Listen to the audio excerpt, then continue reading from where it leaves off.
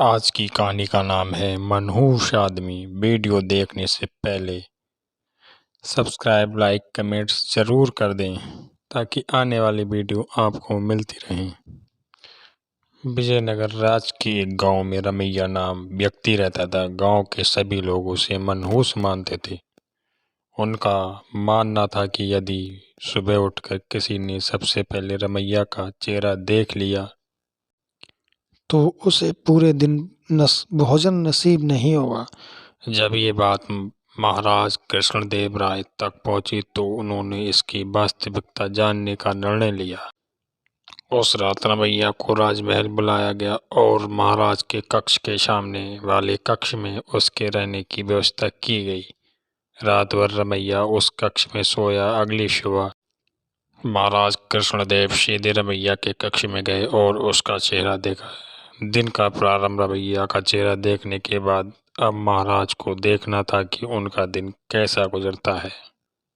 उस दिन दरबार में जाने के पूर्व वे भोजन के लिए बैठे ही थे कि उन्हें तुरंत किसी आवश्यक मंत्रणा हेतु बुला लिया गया।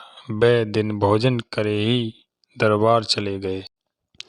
दरबार की कार्रवाई जो प्रारंभ हुई तो देर रात तक चलती रही। दरबार की कार्रवाई समाप्त होते तक महाराज कृष्णदेव राय को जोरों की भूख लग आई थी। जब उन्होंने भोजन परोसा गया तो उन्हें देखा कि उनकी थाली पर मक्खी बैठी हुई है। उन्हें भोजन छोड़ दिया और अपने शयन कक्ष चले गए। कुछ देर बाद रसोइया जब पुनः भोजन बनाकर लाया तब तक उनकी भूख मर चुकी थी। वे बिना खाए सो गए। अब महाराज को विश्वास हो गया कि रमैया मनहूस है। उन्होंने उसे फांसी पर चढ़ा देने का आदेश दे दिया। रमैया की फांसी की बात जब उसकी पत्नी तक पहुंची तो वह रोते रोते तेनालीराम के पास गई और उससे सहायता की गुहार लगाई।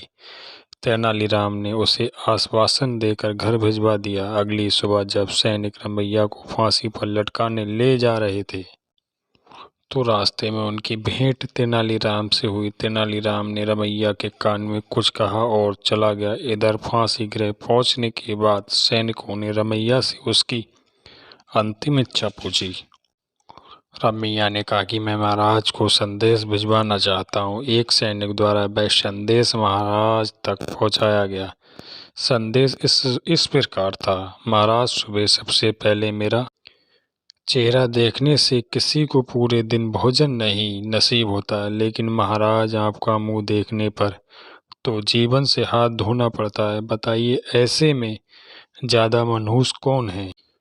संदेश पढ़ने के बाद महाराज को अपनी अंधविश्वासी सोच पर शर्म आई। उन्होंने सैनिकों से कहकर रमैया को बुलाया और पूछा कि उसे ऐसा संदेश भेजने का परामर्श किसने दिया था। रमैया ने तेनालीराम का नाम लिया। महाराज तेनालीराम की बुद्धिमत्ता से बहुत प्रसन्न हुए। उन्होंने रमैया की फांसी की सजा निरस्त कर दी गई और तेनालीराम को पुरस्कृत किया। इस तरह तेनाली की वजह से रमैया की जान बच गई। सीख, अंधविश्वास से दूर रहना सीखिए। हमारी कहानी अच्छी लगी हो हमारे चैनल को सब्सक्राइब, लाइक, कमेंट ज़रूर कर दें। धन्यवाद।